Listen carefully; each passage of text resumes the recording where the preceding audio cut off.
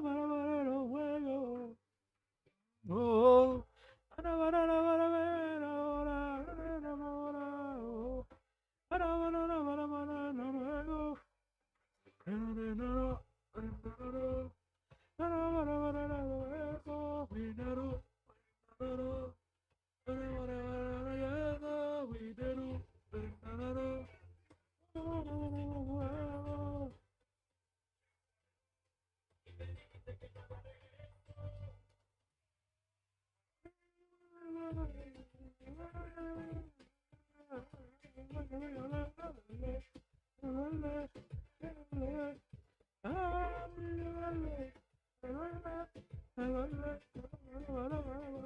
luego.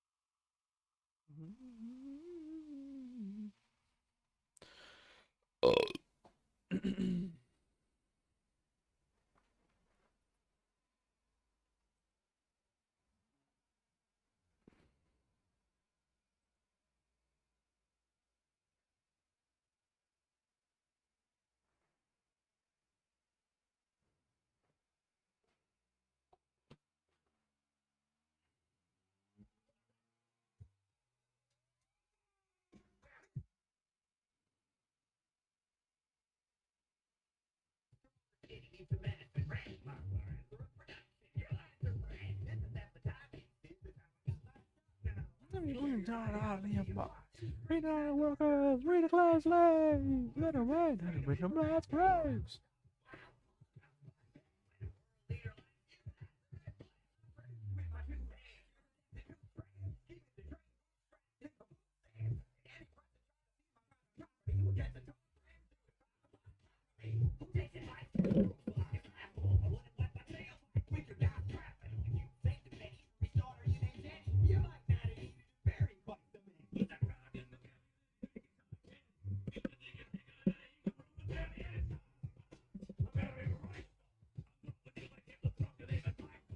Woo!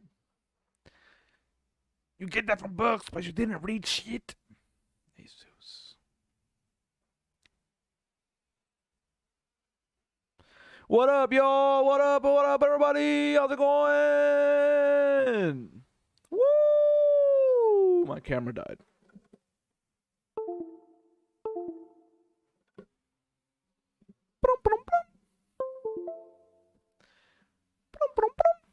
Woo!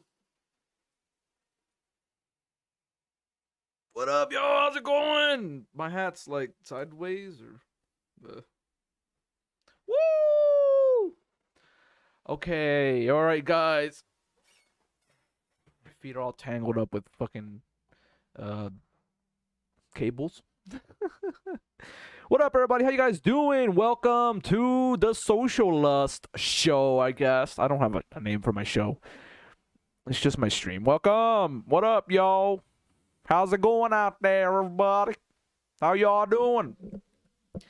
I'm going to try to keep my volume good. I'm going to try to keep a good volume level because I know that sometimes my mic, I don't have headphones, and because of that, everything gets drowned out by the background noise. But don't worry, I will try to keep an eye on my my levels. Anyways, we're going to just have fun today. I just want to chill, do politics, play some video games, you know, the usual. But anyways, let's go, huh?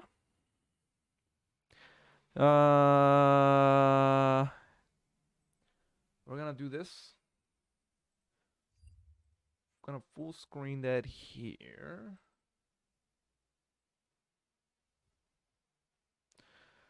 You can take this off. Thank you for all the new subscribers, by the way. Thank you to Anthony Pham. No, I'm the local one in this gang. You are the local one, fam. Thank you, Corn Juice. No, I'm the local one in this gang. You are the local one. Thank you, Anthony Esposito. Ooh. No, that's a nice name. I'm the local one in this gang. Thank you, Patrick. Like Patrick Star. No, I'm the local one in this gang. You are the local one in this gang. Let me connect my soundboard real quick.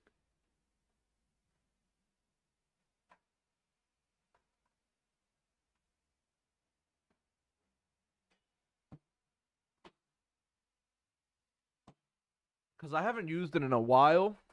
My soundboard. I have a lot of fun stuff on there, you know? Alright. Let me turn the light on.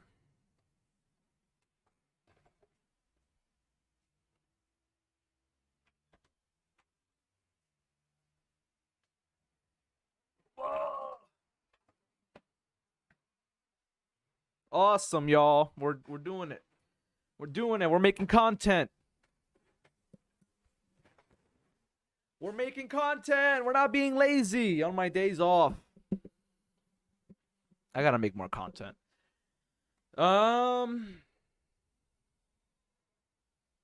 Awesome. All right, so we're gonna start with. Let me make sure everything's good.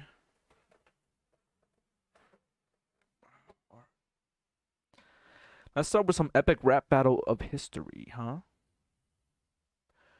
Let's take this off the screen.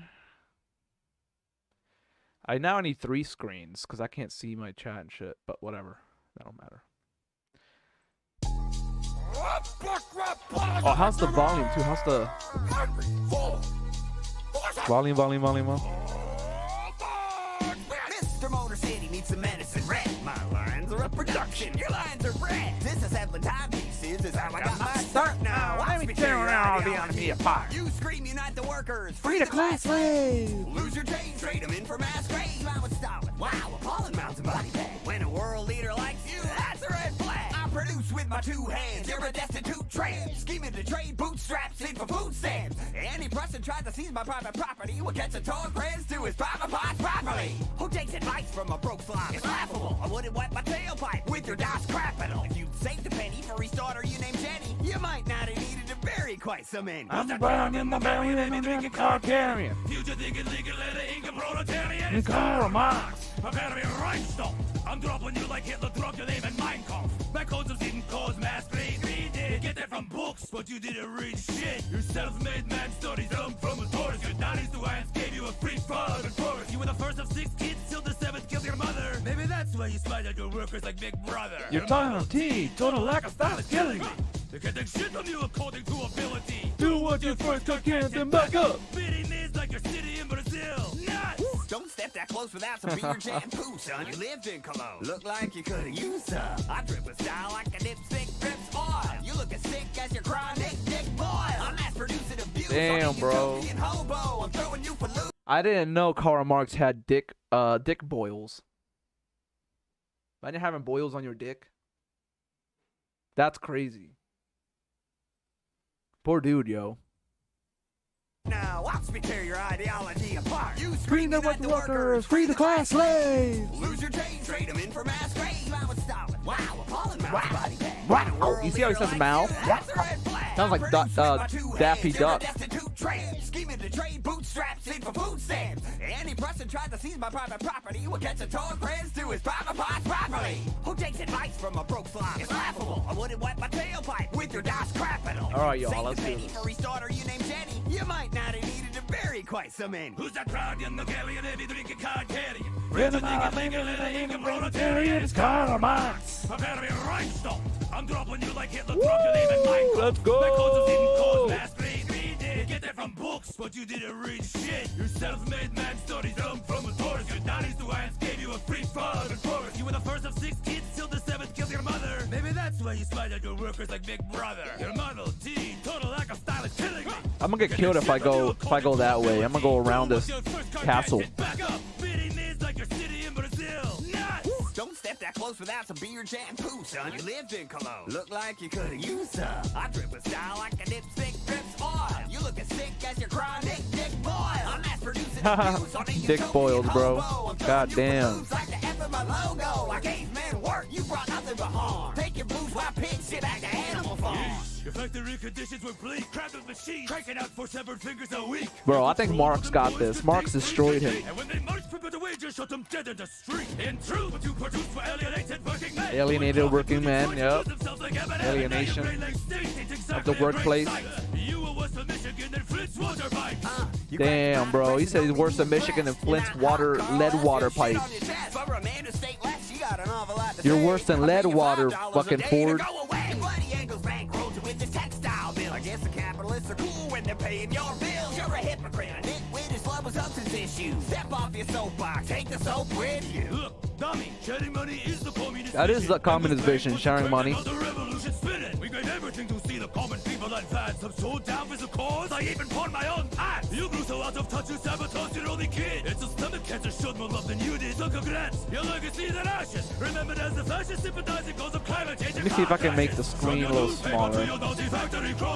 Frankly, Hank, it's clear that's which side you are on. This battle's been applaud like that hemorrhage in your head. I'll leave a floor as expected. Found on road dead. Oh, war! Oh, yeah!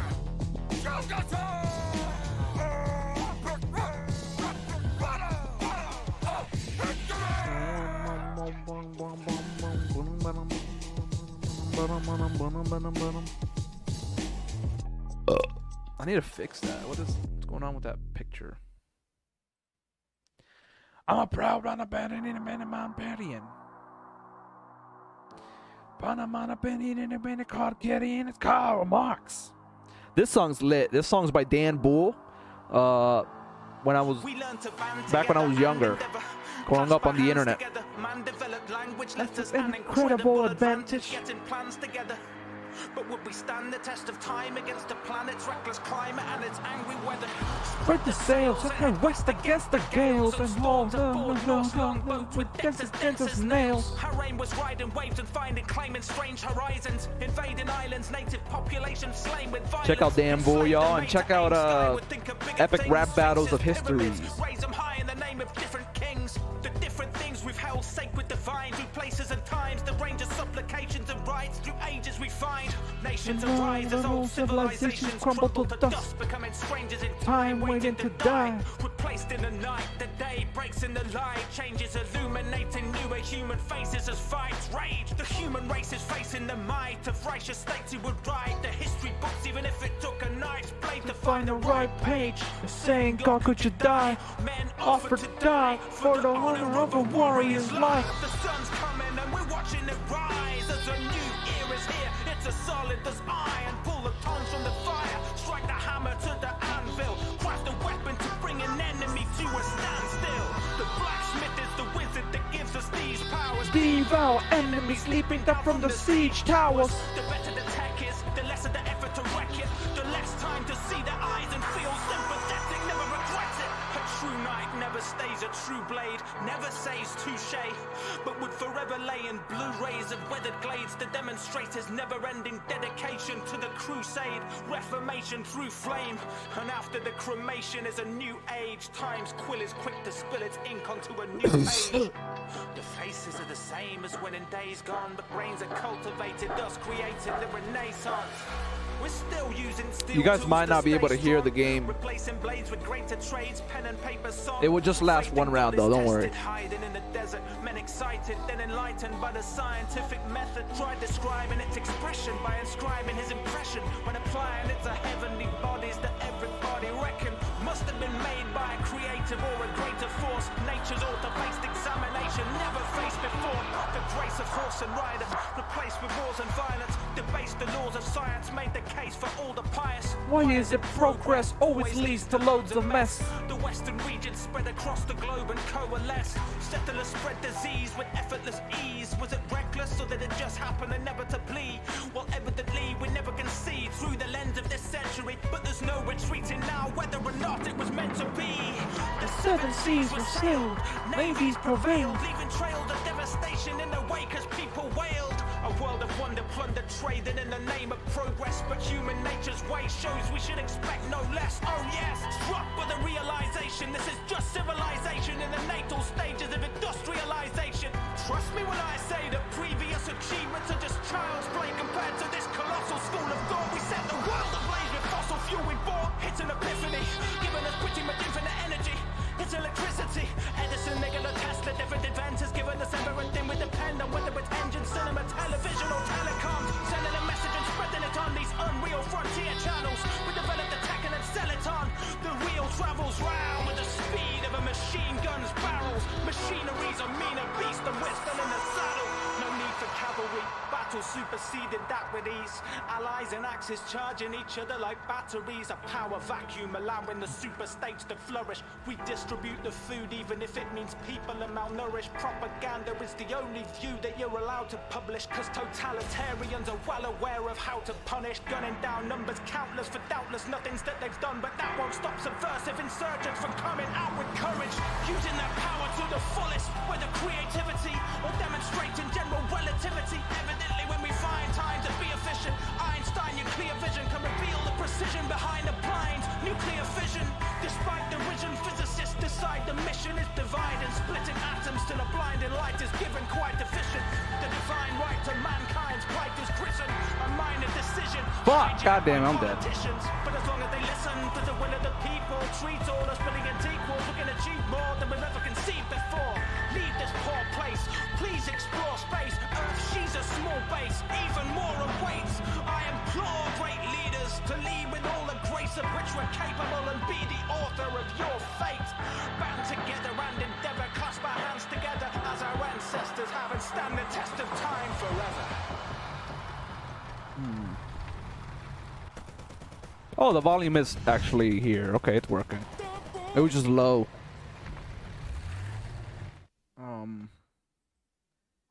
Let's see. Let's watch.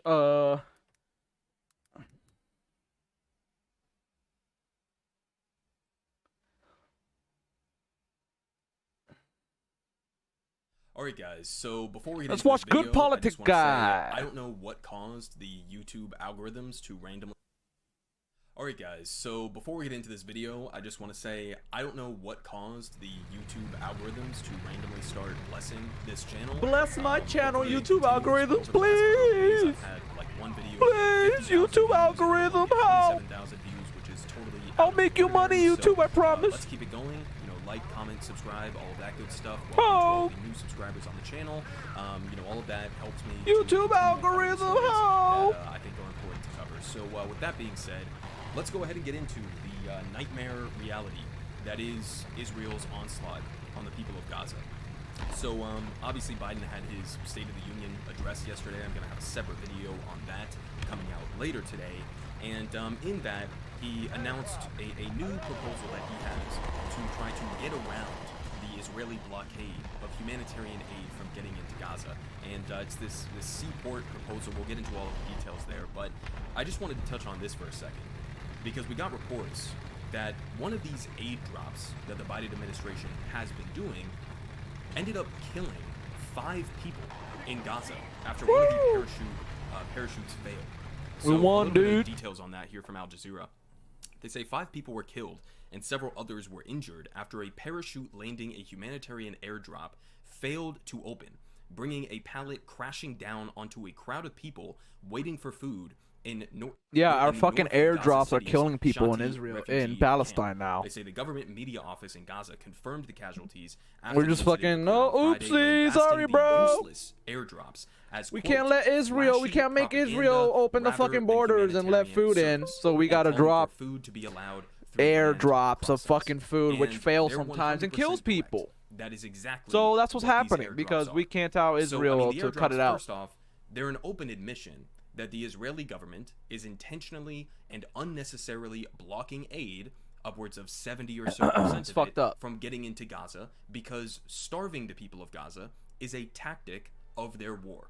Okay, this isn't them preventing go dangerous weapons from getting again. to Hamas. This is them intentionally preventing food and water and medical supplies and other forms of humanitarian aid. Yeah, that's from so getting fucked to these up. starving people. Okay, that's what this is. And this is an admission of that.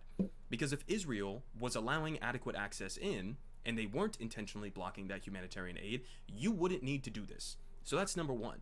Number two, the airdrops, the reason we know that it's just sort of like a PR effort from the Biden administration that's under incredible amounts of pressure right now from his own base, from the American people, to get a ceasefire in Gaza, to deliver more humanitarian aid to Gaza.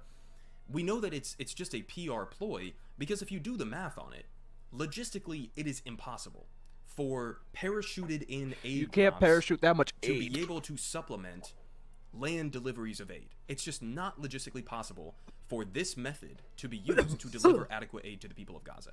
There are hundreds, if not thousands, of trucks that are being stopped by the Israelis from getting into Gaza. They're filled with aid. They're filled with basic supplies that people need to survive.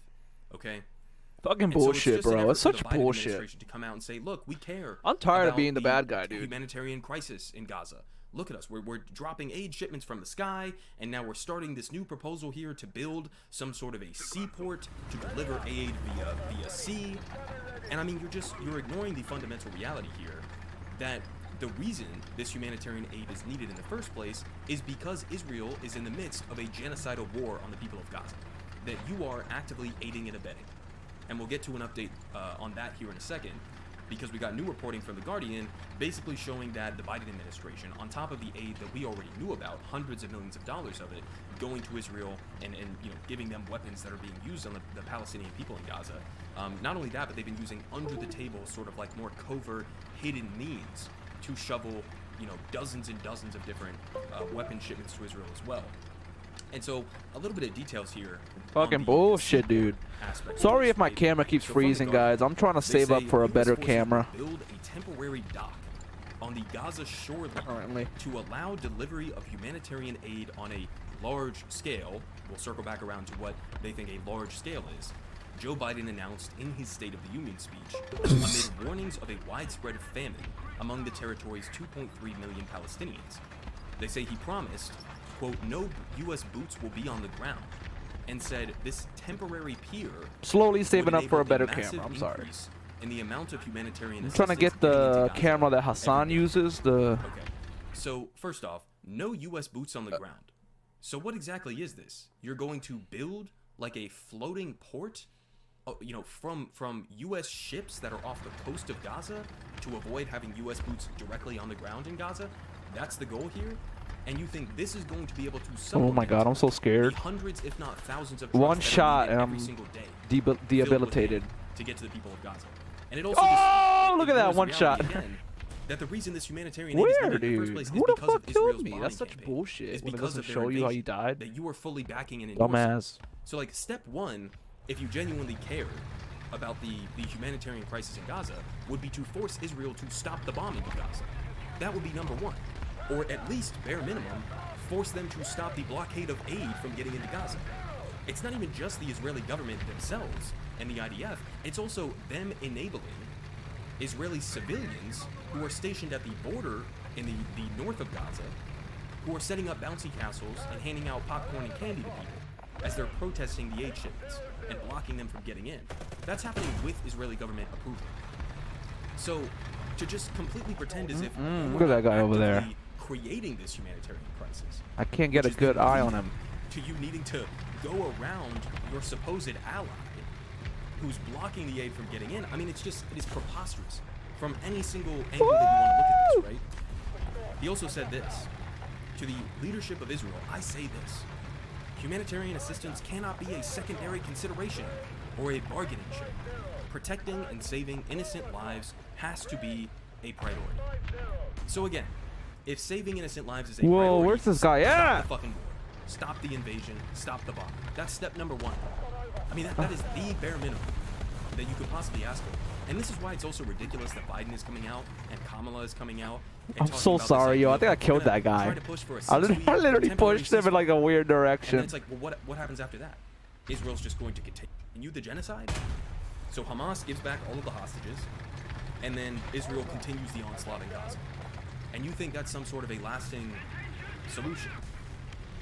And so they continue down here. They say the scheme, which I think it's accurate to call it a scheme because it's absurd as a plan, will take several weeks to put into action. Okay, so already Bro, here's let's the go matter. do that. Let's go kill There this are motherfucker. Children and adults, for that matter, but children who are dying of starvation right now inside of Gaza. That's already happening on a daily basis in Gaza. So if you're talking about, oh, it may take us weeks. No! To set this Oh thing my up, God, and then maybe dude, we'll it's get some fucking of the aid delivered planes, in. brother. You're already too late. You're months late, in fact. They say it's going to take weeks to put into action. However, carrying the risk of supplying too little relief too late, right? While aid experts welcomed it as a step in the right direction. All right, we're they going said with it the was light a boy, the less light boy. effective way of getting aid into Gaza than the U.S. using its leverage to make Netanyahu's government. Let's see open how more good you are routes against to light more tanks, bitch. Humanitarian assistance. Yeah, of course it is. I mean, is it easier to send ships, right, full of aid from like, and they're routing this through like Cyprus. Okay, so it's going to go from like wherever it's the origin point of it is, whether it's the United States or Europe, and then it's going to go down to Cyprus, and then it's going to go through the Mediterranean Sea to this like floating port in the Mediterranean Sea by the Gaza coast, and then maybe they'll be able to get it onto land somehow without having U.S. troops on the ground to do this. And this is somehow easier than just using the leverage that the United States has over Israel to force them to just let the aid in. That's being held up at the border right now. It's just a complete fucking joke. It's just PR. It is just PR for Biden to be able to pretend as if he cares about the humanitarian situation. You don't. You cannot pretend like you care about the humanitarian situation while you are actively arming and funding the thing that is creating the humanitarian crisis. You can't say those things at the same time. Bitch. They say, quote, from Jeremy Connet-Dyke, I think is how you pronounce his name, a former senior aid official in the Biden administration who now works for Refugee International Aid. He said, this just shows the lengths to which President Biden is being forced to go to avoid actually putting meaningful pressure on Netanyahu.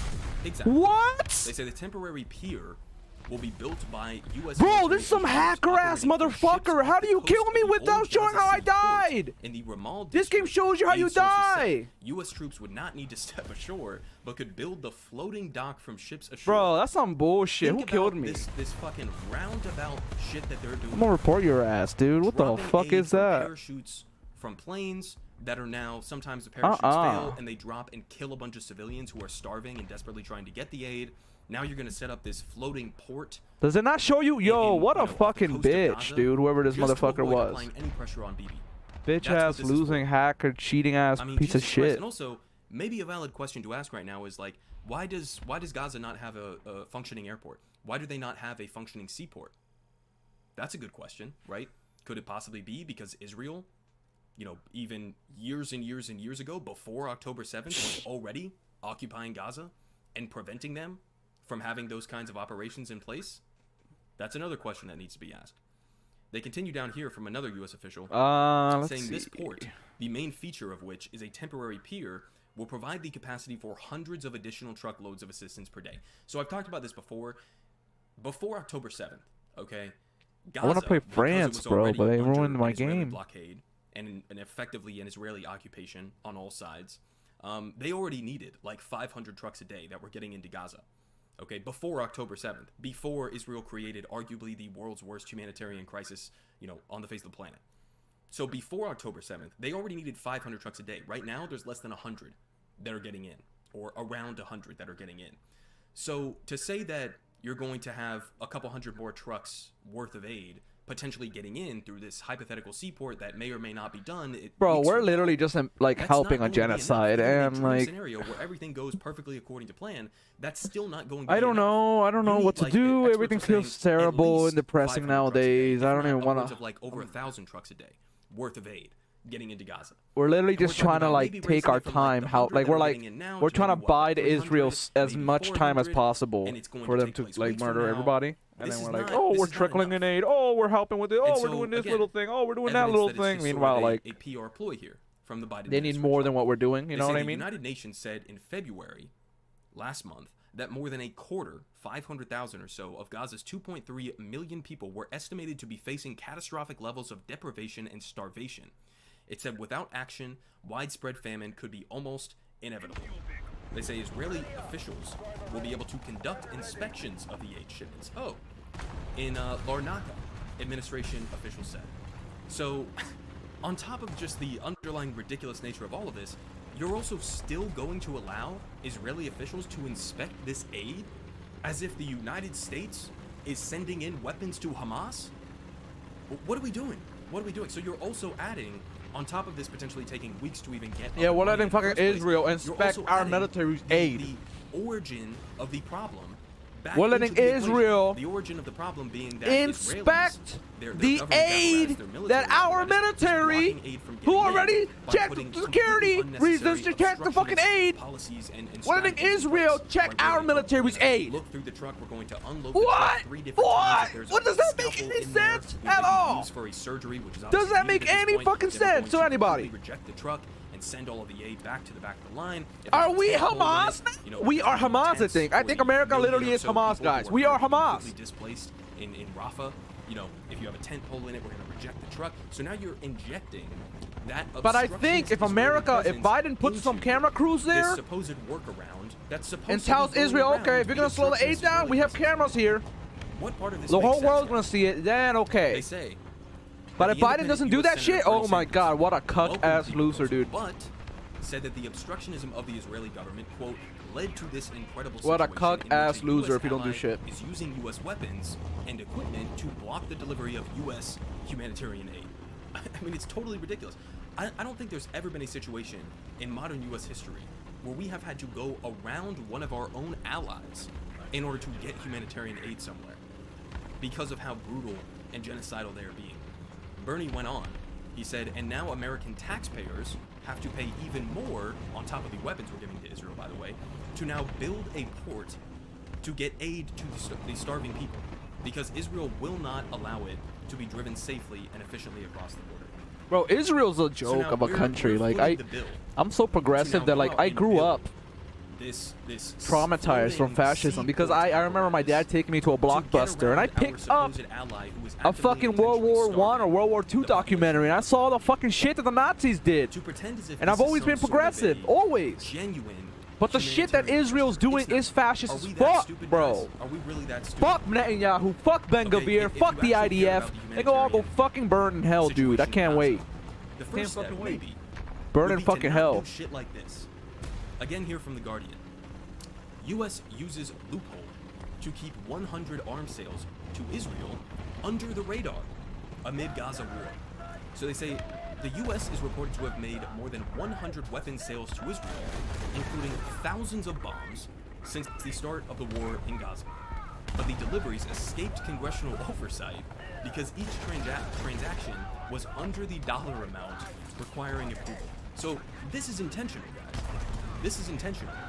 He is using a strategy of giving them much smaller shipments of weapons under the table that are under that certain dollar amount threshold so that it doesn't reach congressional oversight, in an effort to hide it from the American people, because he understands that the American people overwhelmingly want a ceasefire right now.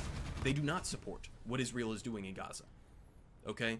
And half of his own party at this point, half of Democrats, think Israel is in the midst of committing a genocide, which they are, but even half of Democrats in this country believe Israel is committing a genocide, and thereby that Joe Biden is complicit in aiding and abetting and arming and funding a genocide. And so he slips this under the table. He slips this under the table. 100 weapon sales that we didn't even know about, at least I didn't know about until this. They say the Biden administration has become increasingly critical of the conduct of Israeli military operations, right, wagging his finger behind the scenes at Netanyahu, and the failure to allow in meaningful amounts of aid, with the death toll now over 30,000. Let's try not to lose this and tank. The 30,000 death toll, it's a drastic undercount. I've talked about it before, why it's a drastic undercount. This death toll doesn't include the thousands, potentially, of people who are still stuck under the rubble, people who have been, buried in shallow graves on the side of the street because there was no other option, right? The death toll that we oh my get God, from the go Gaza fuck Ministry of yourself, Health you through stupid the shit. hospital network. The same hospital network. Oh my God, I'm gonna hunt your ass down, bro. I'm gonna hunt you down. Like, oh. So this number is likely much higher. Oh my God. And of course, the famine. Oh my God, I'm gonna hunt you down. To skyrocket over the next couple of months if we continue on the current trajectory. They said, but it has kept up a quiet but substantial flow of munitions to help replace the tens of thousands of bombs that Israel has dropped on the tiny coastal strip, making it one of the most intensing bombing campaigns in military history. Okay, not over the last couple of years, not over the last couple of decades, in military history. I've shown you guys some of these comparisons that we've talked about, before, and I'm not going to give you specifics now because I'm not going to be able to pull it off the top of my head, but there were some like ridiculous comparisons where the Israeli military dropped like 6,000 bombs in a single day of their offensive towards the beginning. They've dropped like more bombs in just a week of bombing than the United States and coalition forces did in places like Iraq and Syria over months-long periods. What? When you compare the destruction of Gaza to even some of the most bombed-out places in modern military history, places like Aleppo and places like, Mosul, for example, right? Even when you compare them to those places, the destruction of civilian infrastructure, the scale and the rate at which civilians and children have been killed in Gaza, it's totally incomparable. The amount of bombs that Israel has dropped on Gaza, totally incomparable. I mean, even the United States came out and pushed back on Israeli use of these like 2,000-pound bombs or whatever that Israel was dropping on Gaza. 2,000-pound bombs that have a gigantic radius. Yeah, 2,000-pound bunker buster bombs that we gave them. We gave them more. Where if you're using those 2,000-pound bombs and you're dropping them in one of what was already before this invasion, one of the most densely packed in places on the face of the planet, that is something that is almost guaranteed to kill civilians in the process of it. And even the United States came out at the time and said, we would not use these kinds of bombs in such a densely populated civilian area. Israel, they do. But we gave them the bombs anyways. But we keep giving them the bombs. We wouldn't use these bombs in this scenario, but we're giving them more bombs. So you're complicit in Here you go, Israel. Hey, that's bad. Hey, are you gonna rob a bank? You gonna rob a bank, bro? Oh, here's the gun and the ammunition. I don't recommend you should. Informed Congress of the 100 foreign military sales to Israel in a classified briefing. Few details are known of the sales because keeping each one small meant that their contents remained secret, but they are We are a fucking joke, dude. We are a joke of a country, bro. Small diameter bombs, bunker busters, small arms, and other lethal aid. They also point out here, saying that they're very much borrowing from the Trump playbook to dodge congressional oversight, and they talk about how between 2017 and 2019, the Trump administration and they basically used the same, lowering the threshold of the amount of aid shipments or weapon shipments we're giving to the Saudis and the UAE, ended up giving them like $11.2 billion worth of weapons. And of course, Trump was directly complicit in what at the time was being called a genocide of the people of Yemen, with the Saudi-led bombing in that country as well. And by the way, now the United States is bombing the Houthis in Yemen as well, in response to Houthis going out into the Red Sea and trying to attack ships to protest Israel's genocide in Gaza. So I mean, listen, I don't know how you can possibly look at any of what we're looking at now and come to the conclusion that Biden is desperately working for a ceasefire, or he's desperately working to try to prevent a humanitarian catastrophe. You're already too late, and what you're doing now, to call it measly, is an understatement. Okay, it's pathetic. It's just a PR cover my ass move that Biden is engaging in. And again, this aid that he was hiding from the American people here was on top of the $320 million in precision bomb kits that were sent in November, and 14,000 tank shells costing $106 million, and then $150 million of fuses and other components needed to make 155mm artillery shells back in December. So we've given Israel hundreds of millions of dollars. Of course, the Biden administration was aggressively in favor of pushing for that $14 billion package for Israel.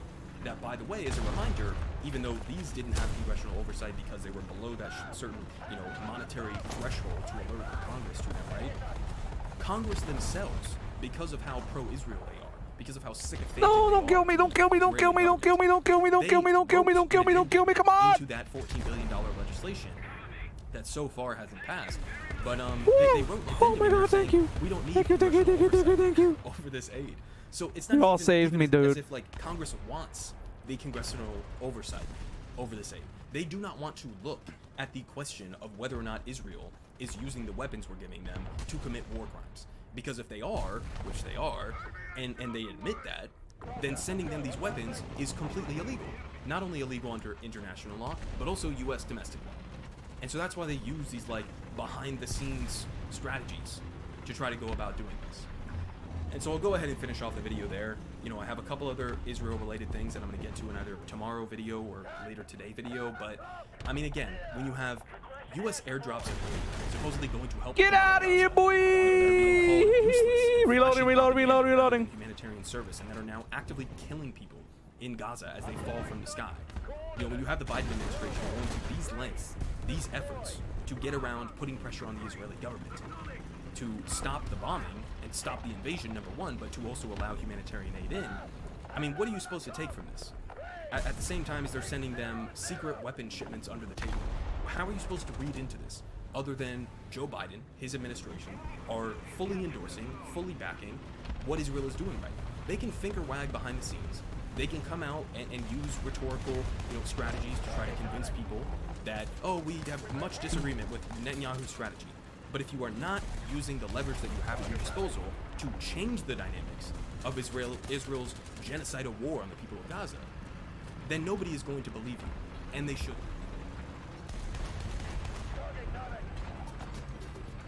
Welcome to Democracy Now!, democracynow.org, The War and Peace Report. I'm Amy Goodman. Health officials in Gaza say at least 16 children have died in recent days from starvation and dehydration as Israel's assault on Gaza continues.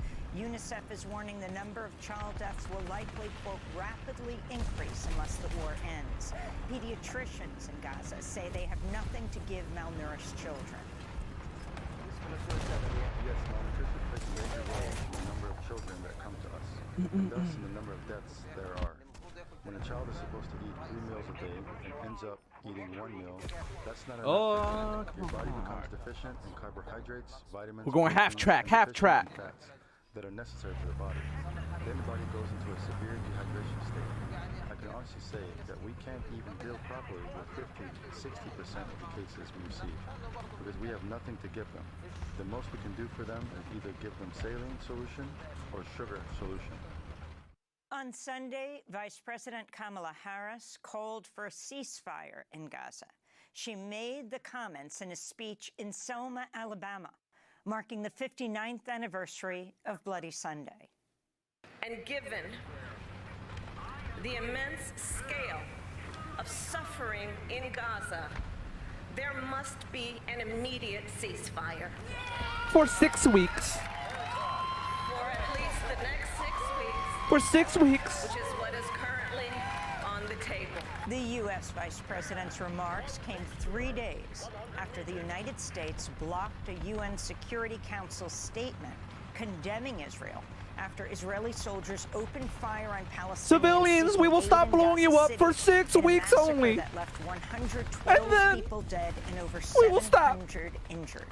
But for On 6 Sunday, weeks. Officials in Gaza accused Israeli forces of killing and wounding dozens more aid seekers who gathered at the Kuwaiti roundabout in Gaza City.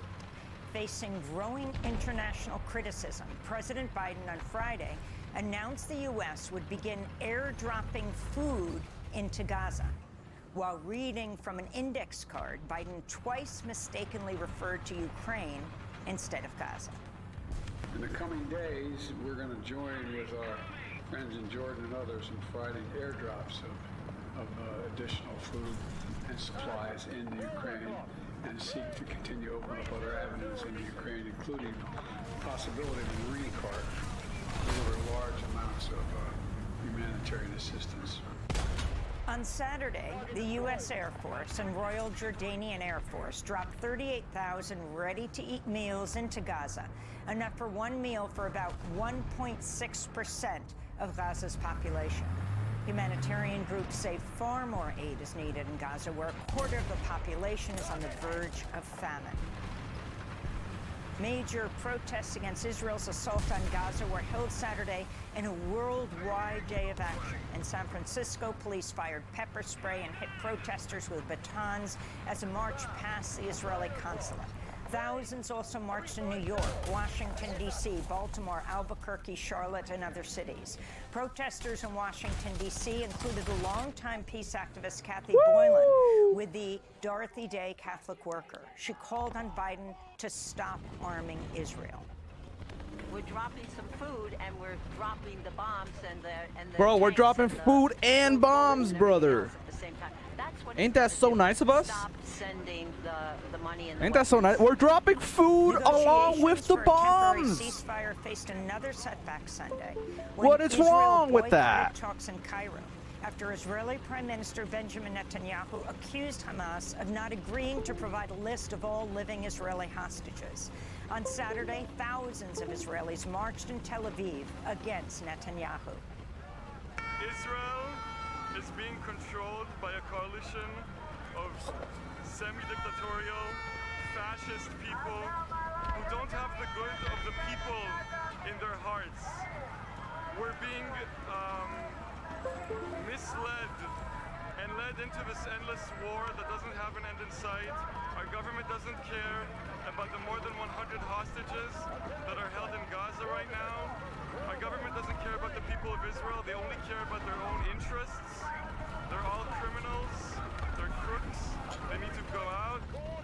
On Sunday, Israeli War Cabinet Minister Benny Gantz arrived in the United States on what's being described as an unauthorized trip. We won, y'all. Gantz, who is seen as a rival to Netanyahu, is scheduled to hold talks with Vice President Kamala Harris and other top officials. Netanyahu has reportedly lashed out at Gantz for making the trip without his approval. The Israeli embassy in Washington has been instructed not to facilitate Gantz's trip. In more news from the region, Israel repeatedly attacked southern Lebanon. All right, let's go Saturday, back with killing France. At least 7 members of Hezbollah. There are reports the dead included a grandson of Hezbollah leader Hassan Nasrallah. Meanwhile, in the Red Sea, a UK-owned cargo ship, the Ruby Mar, sank on Saturday, days after it was attacked by Houthi forces from Yemen. Greenpeace has warned the sinking could result in a major environmental crisis since the ship was carrying 21,000 metric tons of fertilizer and a large amount of fuel. The Ruby Mar is the first ship to sink in the Red Sea since the Houthis began attacking ships to protest Israel's assault on Gaza. Bro, this is a big ass semi Nikki truck that Haley just beat Donald Trump in the Republican like, primary in Washington, D.C. Sunday. broke down in Haley front of won my about house and it's really loud. 63% of the vote, making her the first woman ever to win a Republican primary. But her victory came just a day after Trump easily won Republican caucuses in Michigan, Missouri, and Idaho, giving him a commanding lead in the race ahead of Super Tuesday tomorrow. 15 states will hold primaries and caucuses. In Ukraine, at least 12 people have died after a Russian drone struck a 9-story apartment building in the city of Odessa Saturday. The dead reportedly included at least 5 children, the youngest being 4 months old. Other news on Ukraine, the German military has launched an internal probe. He got his truck working again. News outlet obtained tape of a private hey, what up, buddy? where How you German doing, boy? officials Check me out on discussed providing Ukraine with long-range YouTube. missiles that could be used to destroy the Kerch Bridge, which links Russia to occupied Crimea. During the leaked call, one German general is heard saying, quote, "There is no real reason to say we can't do this. It only depends on the political red lines," he said. In Russia, Crowds are continuing to lay flowers at the grave of opposition leader Alexei Navalny, buried Friday after thousands attended his funeral in Moscow. Navalny died 2 weeks ago at an Arctic prison. Poor guy. According to one count, 45 people were arrested across Russia for publicly paying respects to Navalny. We'll have more on Russia later in the program. The United Nations Human Rights Chief has called on the warring sides in Sudan to give safe access to humanitarian agencies as the crisis worsens. Cam overlay. Spoke Friday. Can we duplicate this? Has become a living nightmare. Almost half of the population, 25 million people, are in urgent need of food and medical aid. Why can't we duplicate Some 80% this? of hospitals have been put out of service. The apparently deliberate denial of safe and unimpeded access for humanitarian agencies within Sudan itself constitutes a serious violation of international law and may amount to war crime. Volker Turk speaking in Geneva on Friday. Lawmakers in Pakistan have elected Shehbaz Sharif to serve as Pakistan's new prime minister for a second time. Does it matter? Do war crimes even matter anymore? Because Israel is just doing war crimes. And former leader of Pakistan. no one can really stop it, man. I don't know if war crimes matter anymore. Won the most seats in February's Stop being. You're being too woke. You're being woke about war crimes, dude. Stop. To form a coalition government. Who cares about war crimes? The election in February was rigged to prevent them from winning more seats. This is Artaj Gul, who served in Khan's government. Our boys need help. Cannot deliver to this country because our boys need help, lads. He has stolen the credit of the people of PTI people, and he has stolen the vote of Pakistani people. He cannot deliver. He's been imposed on the public of Pakistan. Haiti has declared a 72-hour state of emergency after armed groups stormed two of the country's largest prisons, freeing as many as 4,000 prisoners. The jailbreak came as Haiti's unelected and deeply unpopular Prime Minister, Ariel Henry, was visiting Kenya to sign an agreement that would allow the deployment of 1,000 Kenyan police officers to Haiti as part of a U.S.-backed security plan. One of the most powerful gang leaders in Haiti, Jimmy Chapisier, who's known as Barbecue, has openly threatened to topple Henry, who's ruled Haiti with the backing of the U.S. since the assassination of President Jovenel Moïse in July 2021. Chapisier spoke on Friday.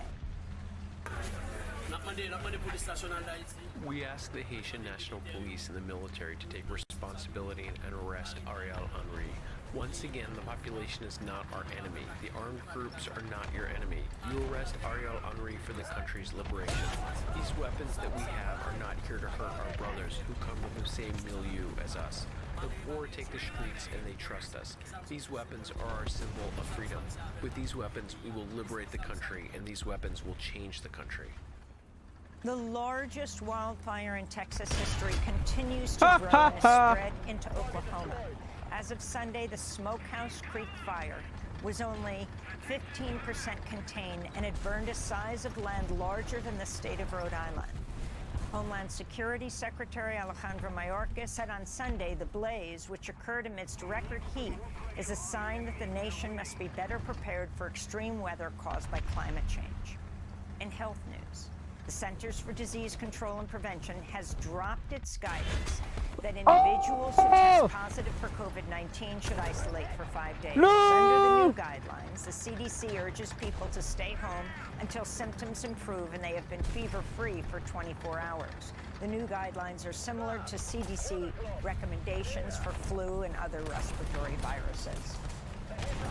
Federal authorities are investigating the death of Nex Benedict, a 16-year-old non-binary high school sophomore who died in February, the day after they were assaulted by 3 girls in a high school bathroom. Oh, the Nex Benedict. The Education Department said Friday it's open to probe into whether the Owasso Public Schools District, quote, yo, I hope that school failed to district gets fucking sued to respond oblivion, alleged dude. harassment, unquote, faced by Nex. Family members said Nex faced bullying since last year. Their cause of death has yet to be determined.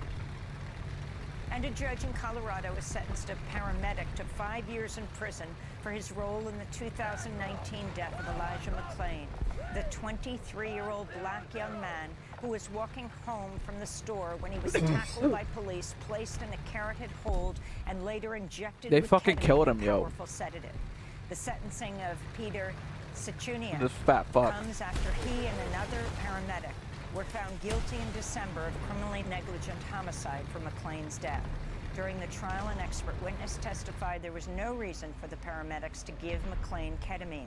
They were also found to have failed to provide medical care to McLean after they drugged him and he lay handcuffed and unconscious on the ground. And those are some of the headlines. This is Democracy Now!, democracynow.org, The War and Peace Report. I'm Amy Goodman.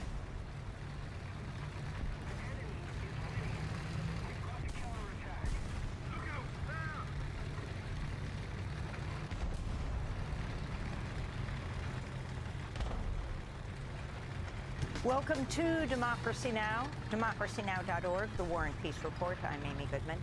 The U.S. Supreme Court unanimously Oh my ruled God, Monday dude, go states fuck do not have the yourselves. authority Jesus to remove Christ. Donald Trump from the ballot under the insurrection clause of the 14th Fuck, Amendment, you gotta which watch was written every to like prevent nook and Civil War cranny. Like, what the Confederates hell from is this returning to shit? government.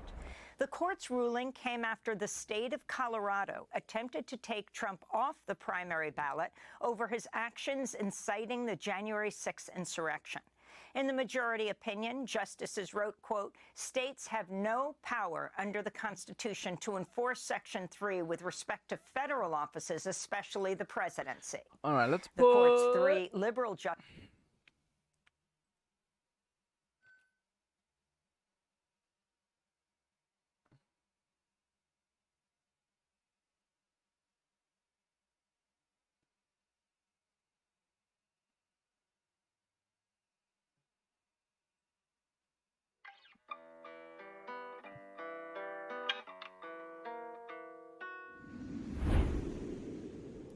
Well, guys, the Supreme Court has decided, the Republican Trump-nominated supermajority Supreme Court, I should add, has decided that Donald Trump cannot legally be stricken from the ballot in Colorado and effectively any other state, regardless of his status as a insurrection, starter. This, of course, is a partisan decision.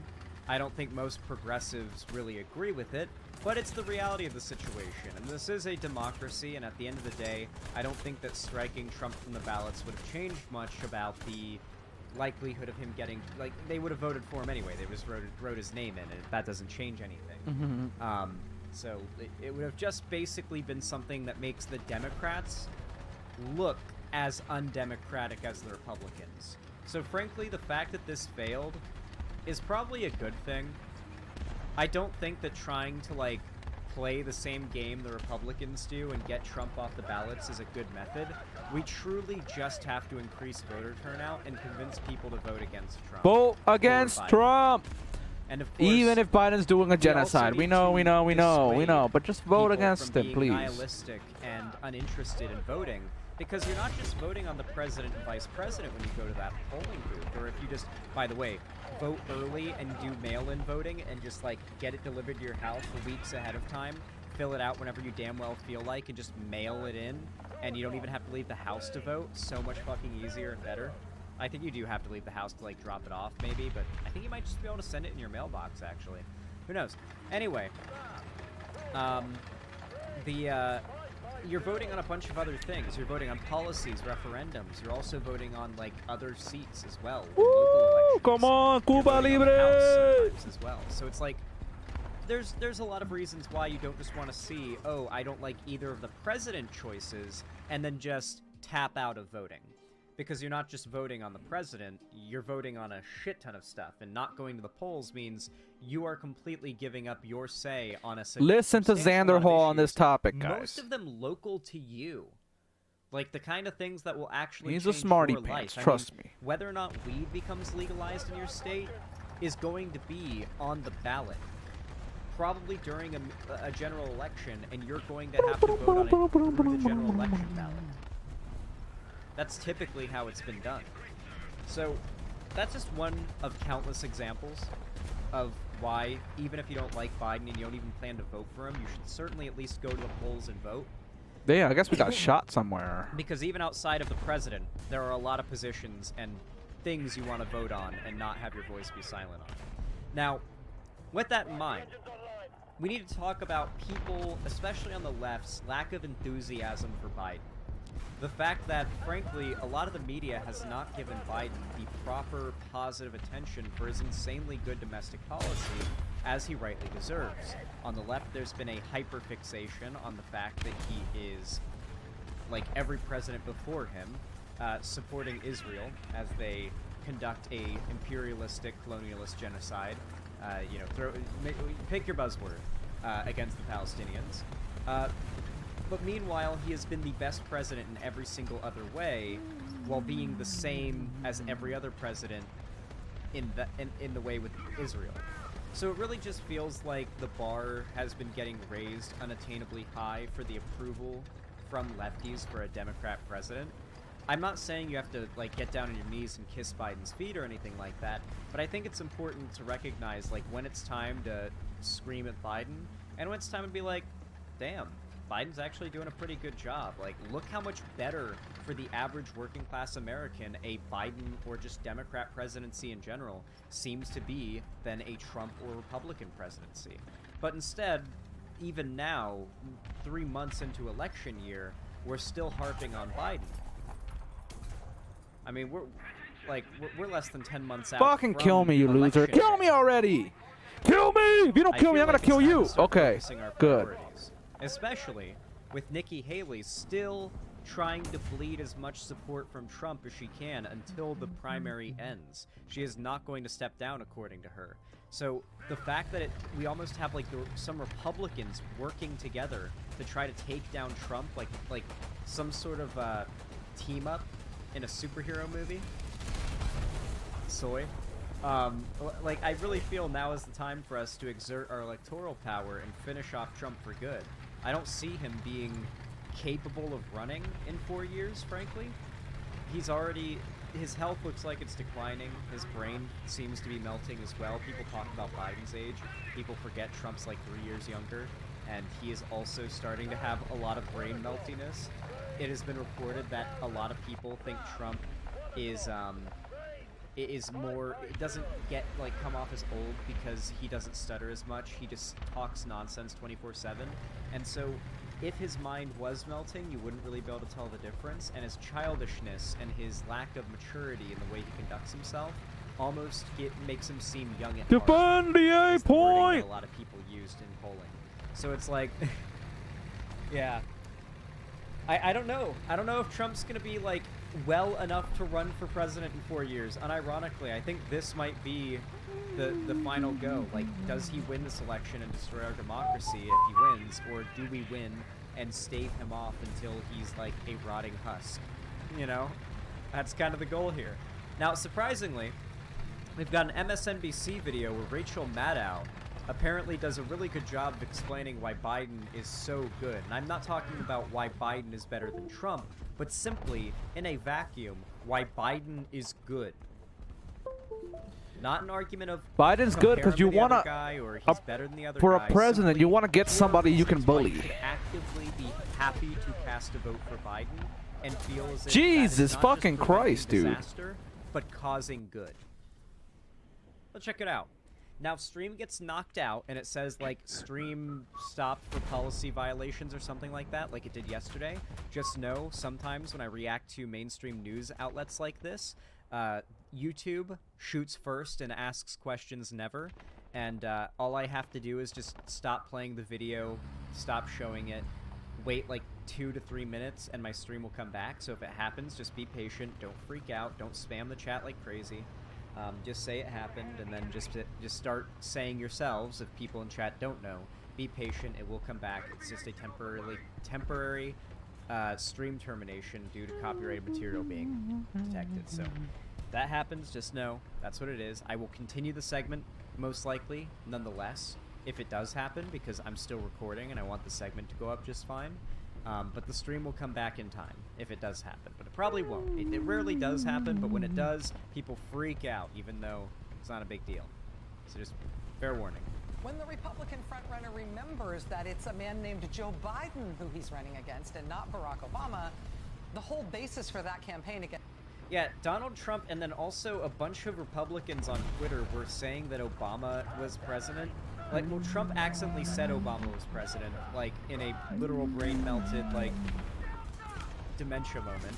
And then, like, to try and back him up, because everything Trump does must be 4D, 5D, 6D, 12D chess, the Republicans on Twitter started saying that actually Trump, or, Obama still runs the country and is the president through Biden, is what Trump meant. And they've, like, born that conspiracy theory from Trump's mind-melted gaffe. Against Biden, as you know, is that Biden's out of it, that Biden's old and stuff, right? Trump's 77, Biden's 81. A new AP poll out today says 6 in 10 voters have worries about the mental capacity of each of them. About 57% More so of Biden, voters say they have that worry about Trump. About 63% say they have that worry about Biden. The margin of error in this poll is just over 4%. And so, yeah. Remember, both of them are older than the average American man, like, man's average lifespan.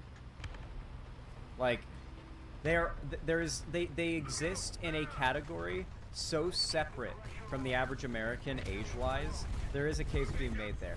That's, like, some validity to the fact that, like, we really need to have younger representatives. Yeah, it's kind of a tie. I think the headline here on the AP story about this today is about right. About 6 in 10 voters in America have worries about both of these old dudes maybe being too old now to vote. Let's play as Japan. That's who the two parties are running. So pick one. Japones. Pick one. That's your choice. Pick one. Exactly. I mean, you have lots of grounds. I said exactly this back during 2020 when Bernie lost the primary, when Bernie lost the Democratic primary. I was upset about it. I was rooting for Bernie. I was excited for Bernie. I was hopeful for him. It looked like he was going to win for a while. It truly did. And for a moment there, I almost rest assured believing he was going to win the primary and he'd be the nominee. It genuinely seemed that way. And I was just as upset when that ended up not being the case. And you know what? I still said, even before Bernie lost, no matter who wins this primary, even if it's not Bernie, you vote for them in the general. You vote for them in the general because it's what we have to do to stop Trump. Even if the Democratic nominee is Bloomberg, I don't care. You vote for him over Trump. Because Trump's policy platform Blue no matter who. is to make it so there will be no more elections. Blue no matter again. who. On which to choose. That's true, man, but I'm getting tired of this blue no matter who shit, and then we're doing genocide and fucking embargoes on Cuba and like all this dumb bullshit still from the Soviet era. It's like, when the fuck is that gonna end? That is a very good point. Hopefully after Trump's Biden. been president. Hopefully after We can Biden. Look at how his presidency went. Not too well. We can look at how Biden's presidency went. How'd that go? Not too well. People are going to try to say that the really good economy we had for the first, like, the first half, I would say, or like 2/3 or 3, yeah, I'd say 2/3 of Trump's presidency. People are going to try to say that the really low prices and relatively, like, high interest rates that we got during Trump's first 2/3 of his presidency mean the economy was really good and that Trump was doing a good job. That is, in fact, not the case. Much of that was due to Obama-era policy still kind of lingering around with its effects during Trump's presidency. What truly was the effect of a Trump presidency was what we saw in the last third of his presidency, which was the economic recession due to his horrible response to COVID, the worst response to COVID of any country in the entire world. There were literally third world countries that were handling COVID better than the United States. And yet, meanwhile, we see a massive recession. Donald Trump is, like, fighting tooth and nail to prevent stimulus checks from being handed out to, like, Americans across the country. We get the stimulus checks. I think we get like 2 or 3 of them. I don't remember. And Donald Trump now has tried to take credit for the stimulus checks as being like a thing that he did that was good, even though he fought against them tooth and nail. And then on top of that, Biden has taken the horrible economy we had, like coming off of Trump, going into his presidency, And we are probably going to see one of the strongest economies we've had under a Democrat president in this last third of Biden's presidency. The question is, are we going to see prices go down? Gas prices, I genuinely don't see going down. The companies want Republicans in charge for a variety of reasons. They set the prices, so gas prices are probably, well, they don't set them, but they influence them heavily. So I don't see gas prices going down, so Republicans are going to be able to keep on I'll saying, fuck you like, up, look dog. at gas prices, Fuck! despite Biden, like, expanding permits for domestic drilling of, like, fracking and oil, like, more than any president ever before him, even Republicans, while also expanding permits on green energy infrastructure more than any president before him. Just creating, and all domestically, all here in America on our soil, creating shitloads of American jobs. 3+ years that Joe Biden has been president, we've got unemployment below 4%. Yep. Best job market since, depending on you count, the 1960s. Violent crime at nearly a 50-year low. The United States has had the best economic recovery since COVID of any large country in the world. I love that tweet where the guy says that Biden, when he did that executive order to bypass the Supreme Court and, like, cancel shitloads of people's student debt, not all of the student debt in the country like he wanted to, but a lot of it. And there's this one person who tweeted about how Biden completely canceled their student debt.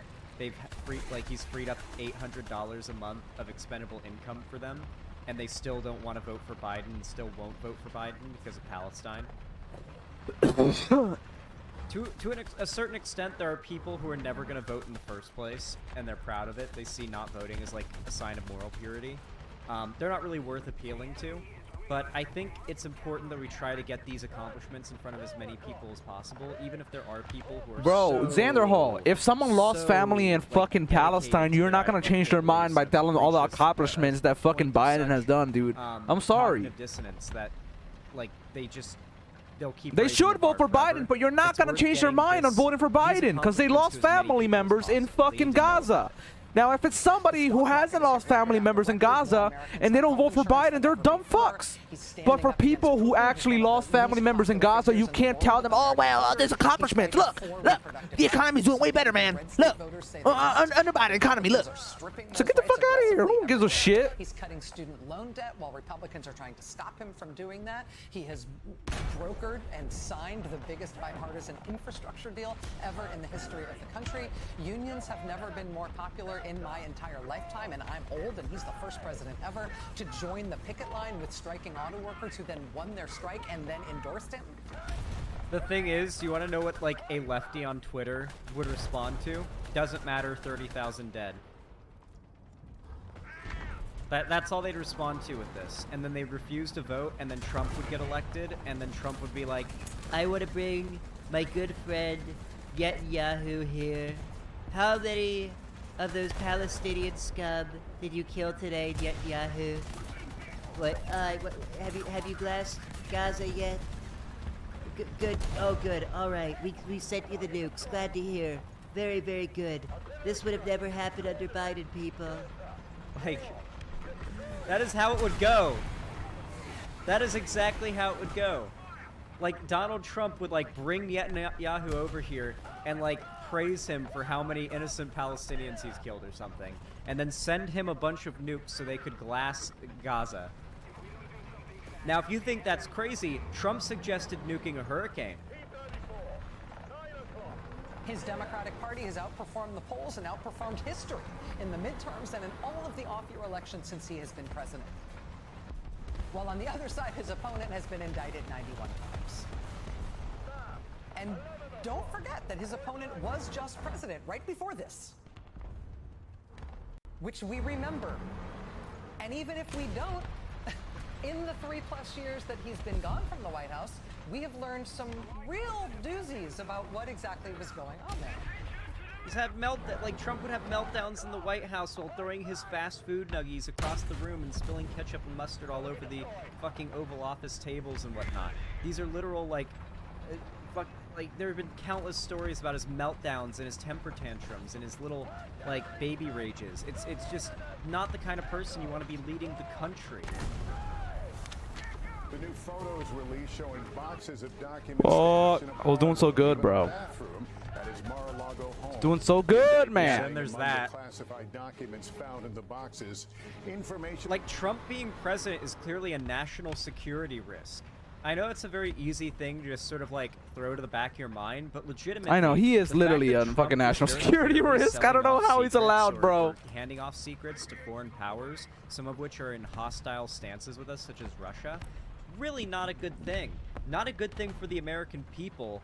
That's us, for the most part. Most people in chat, not everyone, but frankly, it's not good for anybody. If you're like a European and like a NATO country watching, you don't want American top secret documents getting leaked to Russia.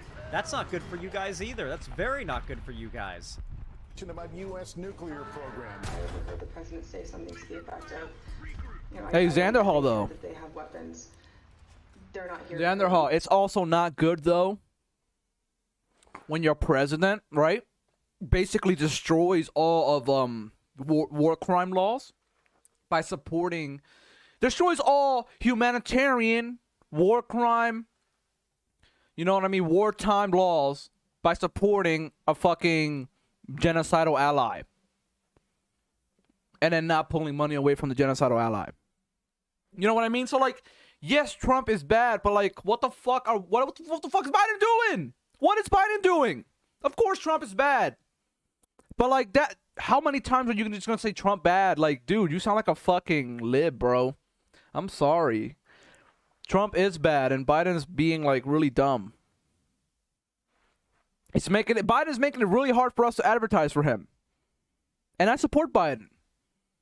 But not on the fucking Israel shit. Like, come on, bro. Geopolitics. Like, you pulled out of Afghanistan. Dub. Supporting Ukraine. Dub. Are you serious? Israel? That's not a dub, bro. That's a fucking negative, bro. That's a strike against them.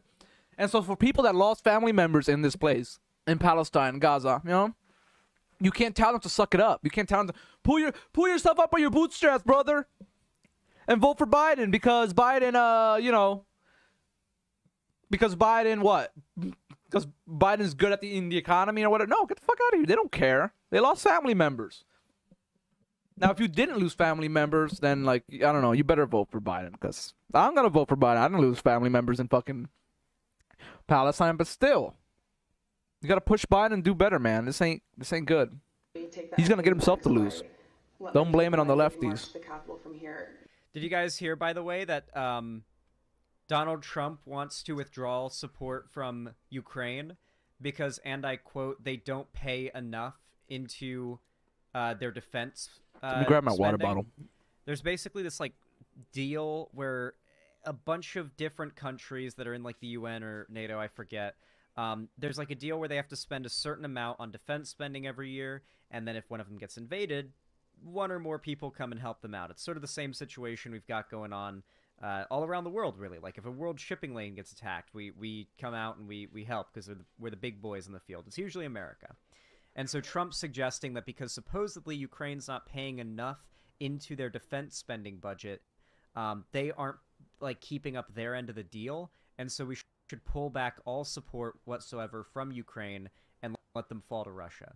Obviously, it's no secret this is part of, like, Trump's collusion with Russia, and, like, Trump wants to work with them to, like, get Ukraine, like, into Russia's hands because it makes Russia more powerful, and Russia would be a powerful ally to Trump. So, yeah. Let the people in, take the effing mags away. A $2 billion investment that former President Trump's son-in-law, Jared Kushner, secured last summer from a fund led by the Crown Prince of Saudi Arabia has raised questions about the ethics of post-White House business dealings. And we're back with Cassidy Hutchinson. Cassidy, what was Mark Meadows so much burning corruption every day? Yeah, I wish I knew Nicole. There were several times I would walk into Mark's office and I would see. My favorite thing is the Donald Trump official lie counter. It's a real thing. You can look up how many lies, like definitive, blatant lies Donald Trump has told factually, with sources for every one, and a reference to him telling everyone on, like, a website. I forget what it's called. It's in the tens of thousands, and in a very short, like, in 1 year, it's like tens of thousands of lies. It's quite crazy. And these aren't small fibs either. Like, they're substantial, purposeful lies told to protect his reputation or convince people, like, to attack others' reputations. Him putting papers into the fireplace. Eventually it culminated, the long break, simmering break between he and myself in June of 2020 when he wanted to deploy active duty troops on the street of Washington, D.C. and suggested actually that we shoot Americans in the streets. Jesus. He suggested that we deploy active duty troops in Washington and shoot Americans in the streets, says his defense secretary.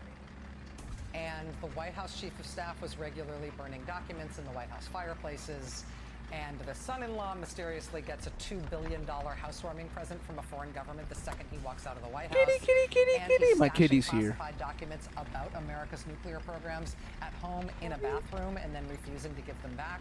And he's explicitly asking... Not even at home, in fucking Mar-a-Lago. I guess it technically is his home, but God, I've seen Mar-a-Lago in real life, even before I knew who Trump was. It looks like a big gated community, like, vacation resort. More so than, like, bro, I'm gonna fucking or a destroy house. these people, dude. So it's just kind of weird to even, like, it's full of strangers, is my point. Like, outside of the potential foreign dealings Trump was doing with those documents, it's just a place that is filled with tons of underpaid and unpaid strangers walking around, accessing those rooms all Let's go do a little And sneak yeah, attack. You know, I'm sure there's lots of pedos too, because Trump's friends, but still, like, my point is, it's not a safe place for those documents to have been at all. For our... Like, it's not like Biden, who had legitimately forgotten some, like, top, like, okay, so what happened with Biden, because you probably heard a lot of shit about Biden's illegal documents. What ended up happening was, Biden had a bunch of documents when he was still, like, when he was vice president, that were not classified when he took them. They were fully legal and fine for him to take home and just have, like, at home with him for work at home or whatever it may be. You know, if your job is in politics, it makes sense to have some paper filings at home, especially if it's not top secret illegal to have filings. They were retroactively made classified, and after that point, possessing them is considered an issue. Now, a court and investigators were able to fully determine that Biden absolutely did not break the law. He took all those files home when they were not classified. It was completely fine. They were retroactively classified, and based on their storage, A, they were quite safe in the way they were stored, compared to the way Trump had stored those files, especially. And B, it was very obvious that Biden was not knowledgeable. Oh, I killed myself, yo. Would have made an effort to return them and, like, write that, had that been the case. So the court pretty much determined there was no reasonable belief you could come to that Biden maliciously committed a crime. Let's kill ourselves that's actually again. The story behind the Biden files thing. It was a complete bullshit, like, scandal. Nothing ever came of it. That's why the Republicans completely dropped it and don't talk about it anymore. Of course, they never, like, took anything they said back, but they never do that. But they just dropped their completely losing positions. So, yeah, that's the worst thing Biden ever did in regards to top secrets. Armed people to be let into the crowd he was going to direct to go to Congress. He might have been a senator, he might have been vice president. Regardless, the rest of that is all accurate. To overthrow the government to try to keep him in power. That's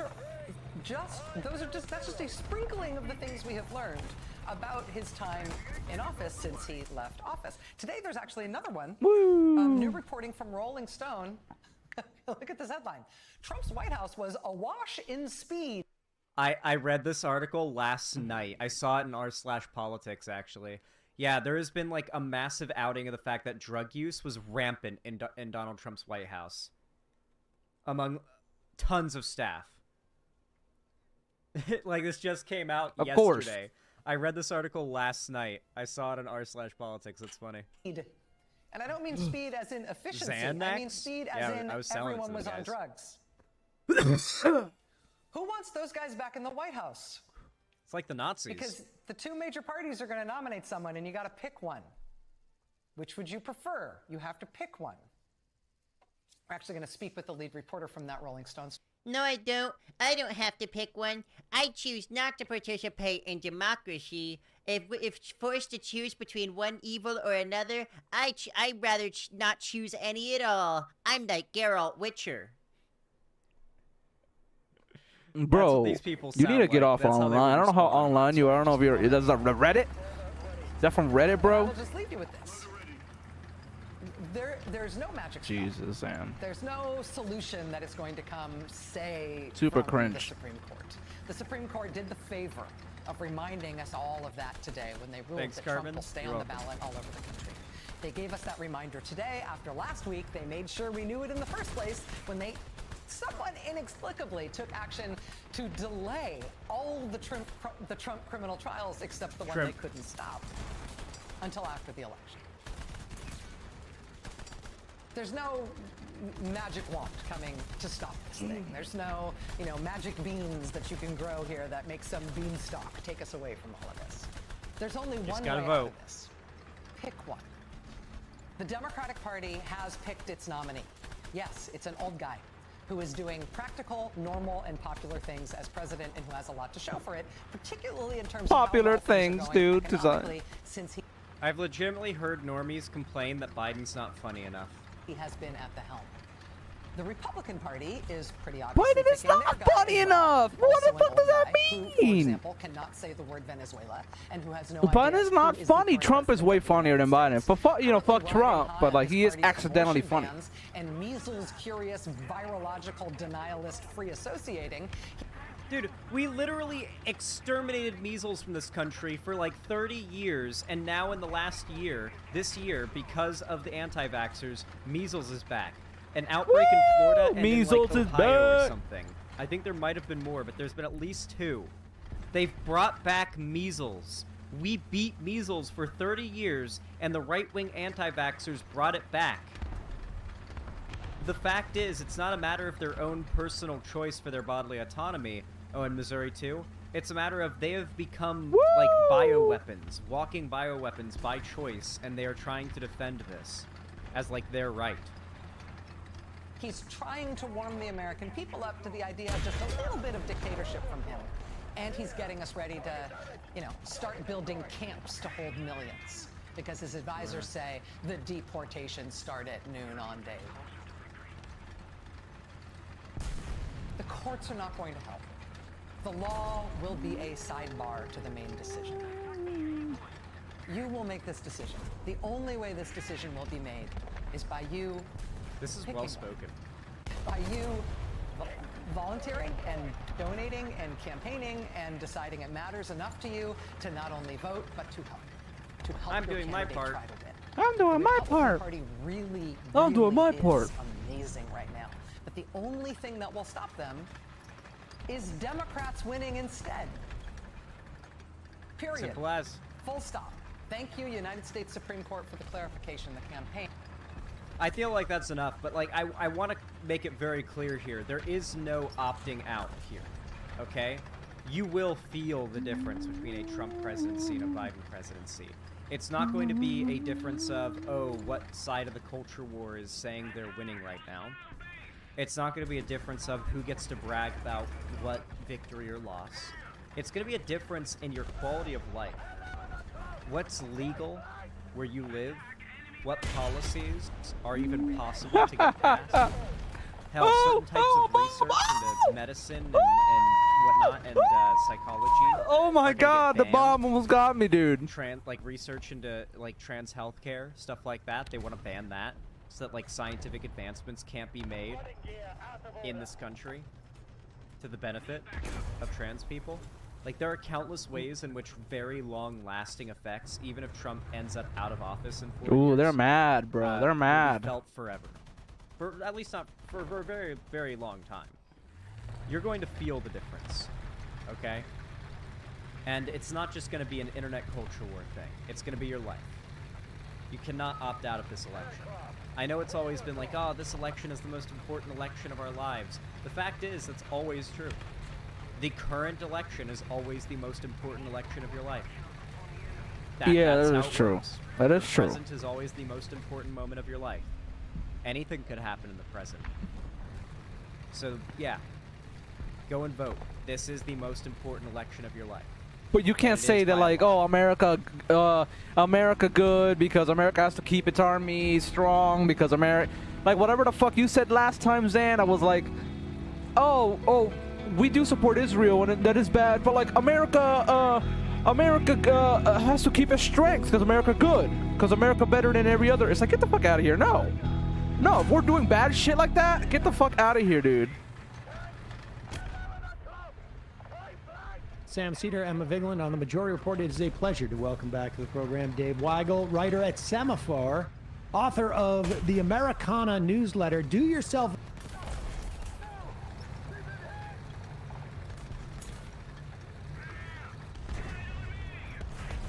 Whoa.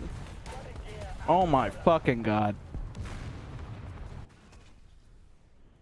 This dude looks like El Chapo. A favor, folks. This is a great newsletter to catch up on. And not just like electoral stuff, but like sort of an electoral plus in my mind.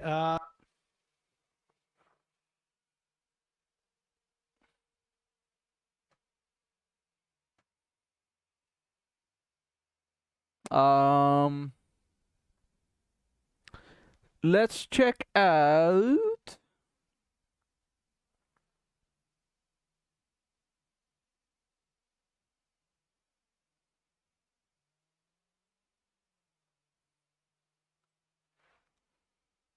Let's see.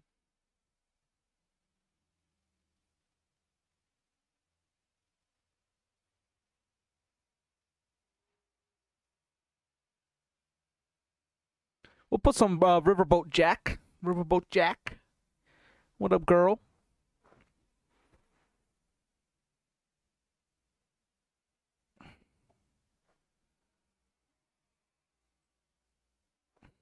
How can people in the U.S. still want to vote for Trump? Cult of personality? I mean, yeah, obviously it's the cult of personality.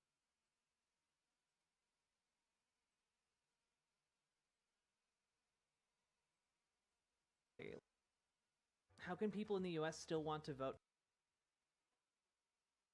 for Trump? Cult of personality? I mean, all right. Yeah, obviously it's the cult of personality. Like, he lost no support from his primary base since last time he's been in office, right? And part of the problem is last time he ran for president, a record number of people turned out to vote for him on the Republican side of things. Likely that a similar amount of people will turn out for him this time, and Biden is bleeding support. And that leads to a very scary precipice that we're heading towards. So, you and I are going to roll up our sleeves and do our best to avert fascism in the United States. Woo! But it is going to take a lot of work on our parts. Did we really get raided by Vosh? We really did. Really? No! Also, Fuck me! If you're coming in on the Vosh raid, hit the subscribe button on the YouTube channel and like the goddamn YouTube stream, okay? Helps a lot.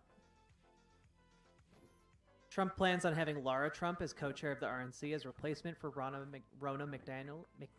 Ronna McDaniels? I don't know how to say that. Yeah, it's true. I can't, like, this was one of the silliest stories I saw all day. Okay. Let's play Germany.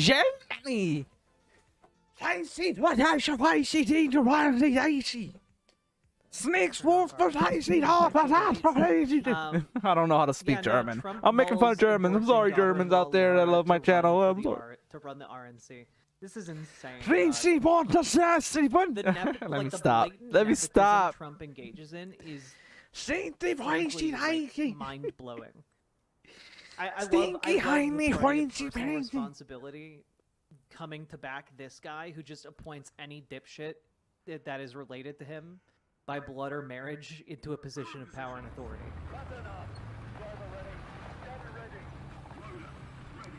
We're at 200 viewers for a sec. Nice. People are probably tired today. It was stressful. Yeah, I mean, like, God.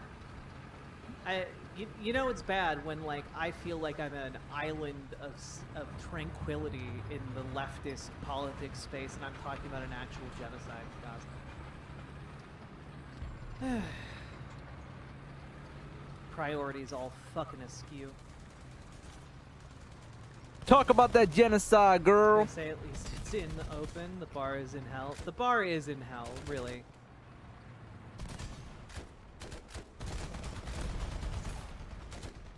You always have the most level takes. Well, you know, it helps that I am just right. I'm being horny for men in Death Stranding. That's fair. Almost all of the men in Death Stranding are very horny. Go!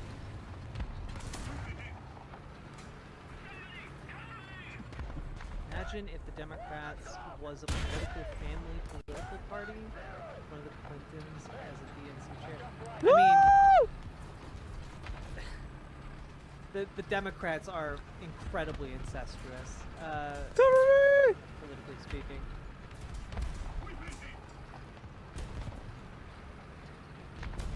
I am always very calm until my brain switches into mockery mode.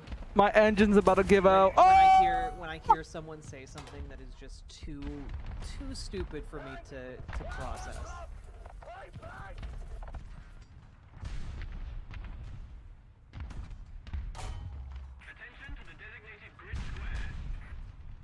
Yeah, I mean, basically, Trump is trying to narrow down people for positions of power who he knows he can rely on to be basically yes men.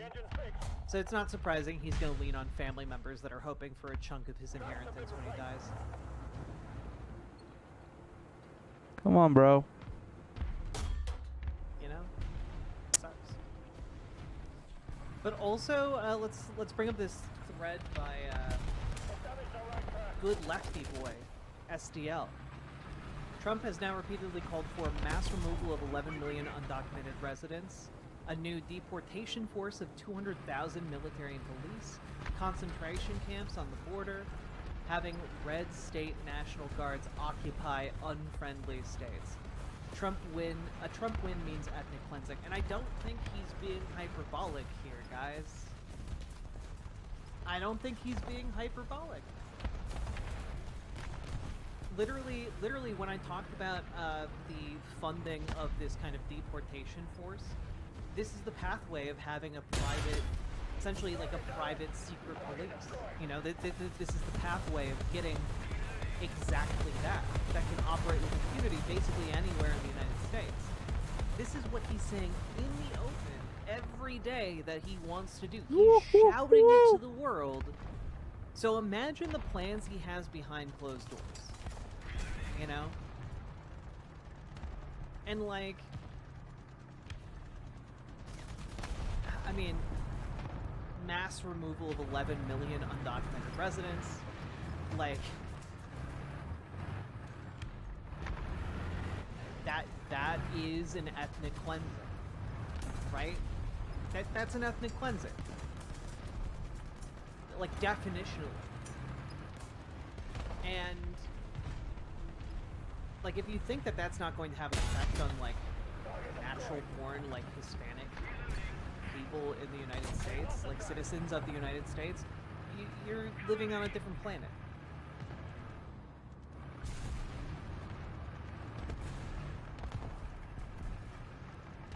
And it's so frustrating to me because this is so clearly, like I know we have some people in these spaces who are like, well, actually, Joe Biden is just as fascist as Donald Trump. They're both fascists. And it's just like, no. You don't know what the fuck you're talking about. Neoliberalism is hell, okay? But it's not the scorching devil's anus of the lowest level of hell that is fascism, okay?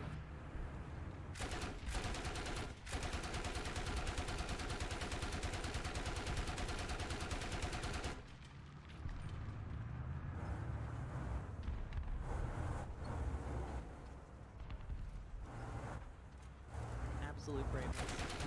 I mean, like, my God, this is where we're at in, like, on the ground local discourse in political petri dish Florida, right?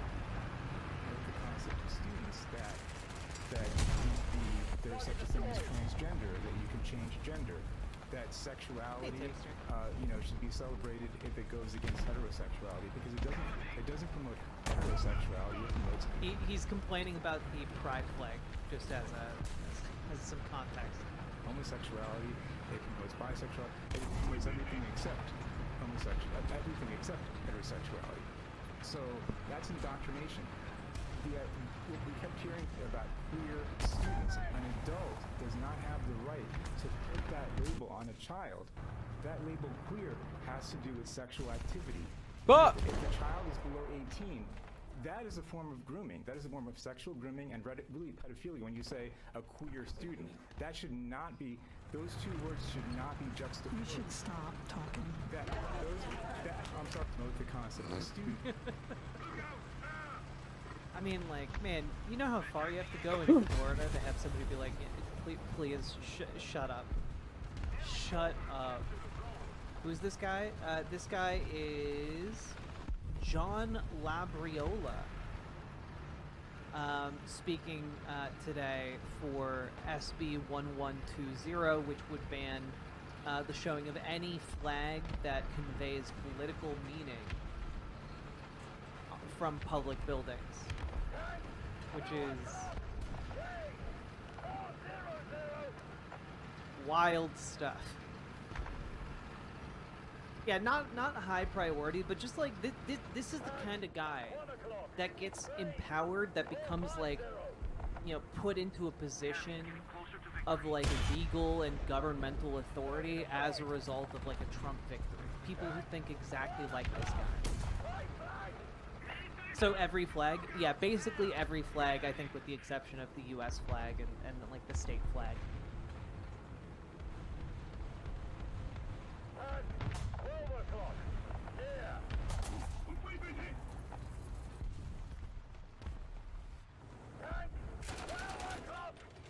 Oh, and then we have this, right? This is a new up-and-comer, a rising star in the Republican Party, the Lieutenant Governor of North Carolina, Mark Robinson. He's been, like, on a real tear, just, like, outright spewing, like, Nazi propaganda in North Carolina. He's been trying to, like, kind of set the stage for a run at, like, the governorship or Senate, maybe Congress. And, yeah, he's basically, telling trans people to shit on the street. If you're confused, he's talking about which bathroom to use. If you're confused about which bathroom to use, find a corner outside somewhere to go. Yeah, no, like these people want trans people to be treated like animals, because they want to get rid of us. As a trans person, I take that a bit personally,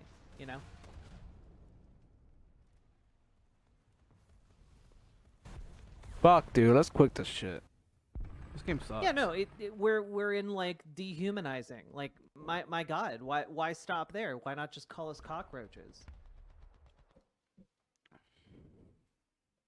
Yeah, that's the other part, right?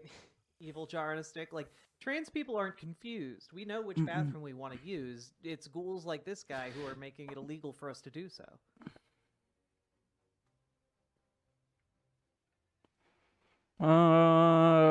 Great How far Britain. down the 10 steps are we now? I mean, we're pretty far fucking down.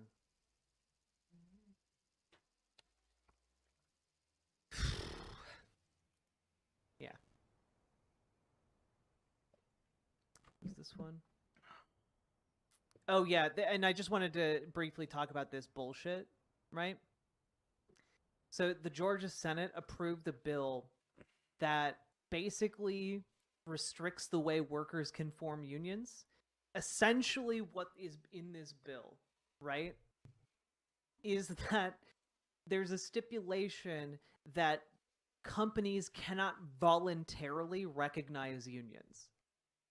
Essentially, the Georgia Senate is looking to get rid of the ability for a company to just be like, all right, yeah, okay, you guys have a union now. All right, it's official. Instead, what has to happen is the NLRB has to get involved to rule that the company has to recognize the union. So the union has to form itself and then fight for recognition through like the courts and like bureaucracy of the United States. It's disgusting. So like even if a company wants to recognize the union, they would no longer be able to in the state of Georgia. Fuck Georgia, dude. Who wants to live there? Get out of Wild Georgia. stuff. Move out of Georgia. Workers of the world unite, but only if you hold a secret Georgia election. sucks. Move out of there. That's what the state senate did Thursday when it passed on a party lines a labor. I guess union I'll bill hunt back down some in airplanes or... Senate Bill 362. This is a South African bars vehicle, by the businesses way. that open shop in Georgia from receiving state incentives if they recognize labor unions, unless workers vote to unionize with a secret ballot. Okay, so I guess they don't have to fight it all the way to the NLRB, which is good, but like, this is very bizarre. The bill only targets voluntary actions of companies who agree to accept certain incentives regardless of the outcome of a unionization effort, said the bill's sponsor, Brunswick Republican Senator Mike Hodges. It does not prohibit a company's employees from unionizing or require an employee to oppose union organization efforts in any action. Employers are free to agree to hold union elections. However, employers only lose eligibility for state incentives if they decide to skip secret ballot elections when it's available. So, yeah, weird. Secret ballots allow people to vote their conscience without intimidation or pressure, and that's why they're used for everything from church council elections to presidential elections, said Ackworth Republican Senator Ed Setzler. My God.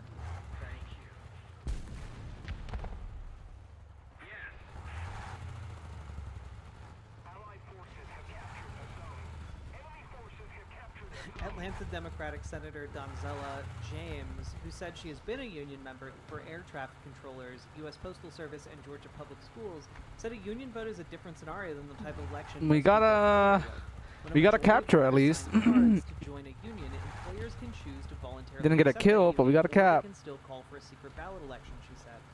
Voluntary recognition is beneficial for unions because it allows the union to begin negotiating immediately. Oh, the battle! May take months to conduct, The and battle of employers the often fucking use anti-air. intimidation tactics to prevent their employees from authorizing their unions. Currently, employers spend over $400 million per year on union-avoidant consultants. So basically, what this would do is it would also create a facto, like, campaign window where the company would be able to try and win over votes from the workers by intimidating them, by offering incentives, etc., etc., etc., right? It essentially creates They got me. elections in which working He won the people battle of the struggling to AA unionize guns. have no power, But with support. and the company holds all the cards.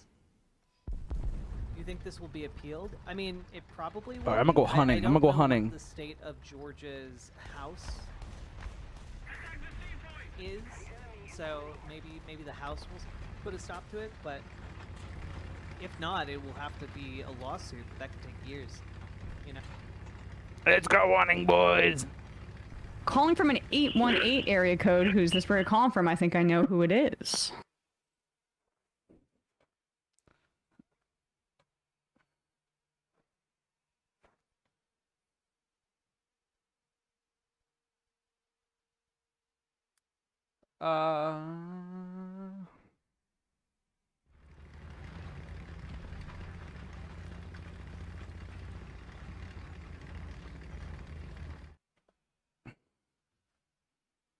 There for a little bit. Let's take that off. It's gonna be the last round of news and gaming. And then I'm just gonna chill. I'm gonna play. I might try to play Stalker Gamma.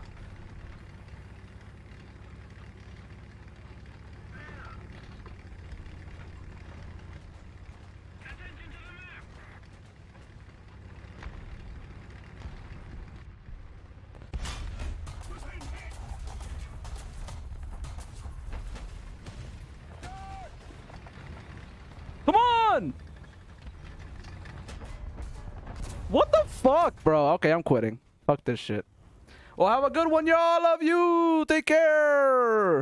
I'm gonna stream something else. I'm gonna start a whole new stream. Fuck this game. Too much. Had too much of this game. Literally shot at the fucking anti-air guy, and nothing happened. Like, fuck that. I'm playing. Bro, what's going on with my... Oh my god, dude. Stupid ass computer, bro. I gotta upgrade this shit. It's so laggy.